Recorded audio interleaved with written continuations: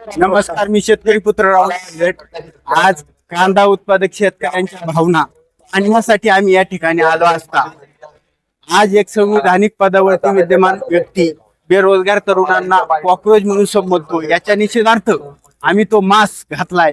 बेरोजगार तरुण काय करतो? तो शेती करतो. त्याला शेवटचा पर्याय आहे. शेती केल्यानंतर तो 4-5 महिने कष्ट करतो शेतात आणि कांदा पिकवतोय, आणि तो कांदा पिकवायला त्याला 18 ते 20 रुपये किलोला खर्च येतोय, आणि तो कांदा 50 पैशांपासून 5 रुपये किलो पर्यंत विकत असेल तर त्याचा निषेध करण्यासाठी आम्ही या ठिकाणी आलो होतो.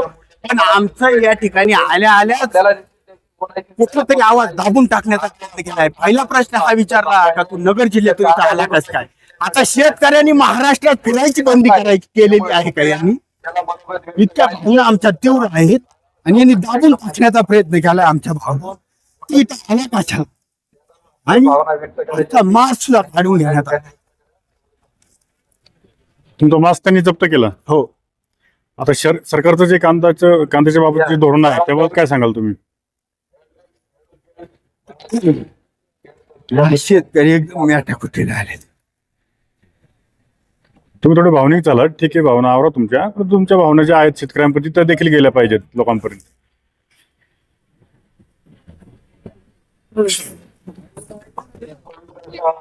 प्रशासनाची दडपशाही चालू आहे.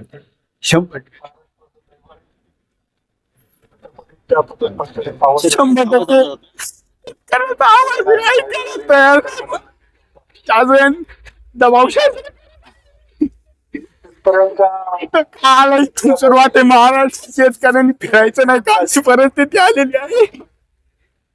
100-150 पोलीस विचार तू मास्क घालून इथं आल्या, तुला इन्व्हिटेशन दिलं कोणी? इन्व्हिटेशनचा फोटो दाखव.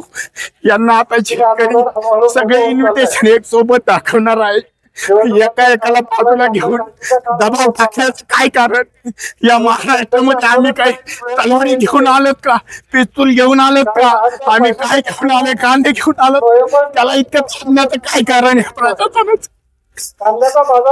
म्हणजे महाराष्ट्राच्या शेतकऱ्यांनी जगावंच नाही असं यांचं धोरण दिसतंय.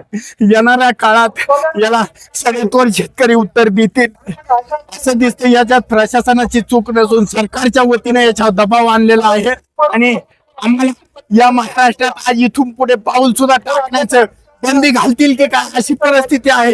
आम्हाला अटक करून आत टाकतील की काय अशी परिस्थिती आहे. तू येथे बोलू नको, तू तिकडे जाऊन बोल, इथे उभा राहू नको, तू तिकडे जा. म्हणजे ही कुठली दंडेलशाही आहे? आम्ही आमच्या भावनाने आमच्या मानायच्या तरी कुठं? अशी परिस्थिती या महाराष्ट्रामध्ये झालेली आहे. कांदे 50 पैशापासून 5 रुपये किलो पर्यंत विकतोय.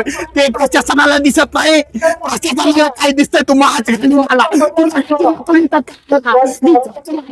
या ठिकाणी का माझा कांदा 50 पैशांनी विकतोय म्हणून आलोय. इन्व्हिटेशन कोणी दिलं हे प्रश्न विचारणार का?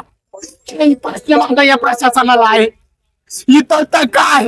माझा शेतकरी दिवस रात्र कष्ट करतोय, 12 महिने कांदे जपून ठेवतोय. एक मुलगा जर पोटामध्ये असेल तर तो 9 महिने जपता येतोय. अरे माझा शेतकरी 12 महिने कांदे जपून ठेवतोय, आणि हे जुलमी सरकार ते कांदा 5 रुपयापासून 50 पैशांपर्यंत विकला जातोय. का पाहत नाही? आणि हे किरकोळ गोष्ट का पाहतोय प्रशासन?